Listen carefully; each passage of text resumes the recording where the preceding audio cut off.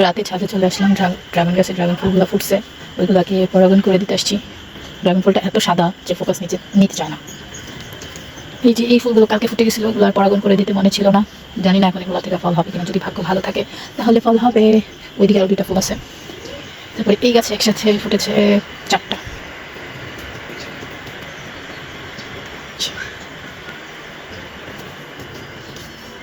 এই গাছেও কিছু ফুল কালকে ফুটে গেছে, পরাগণ করতে মনে ছিল না।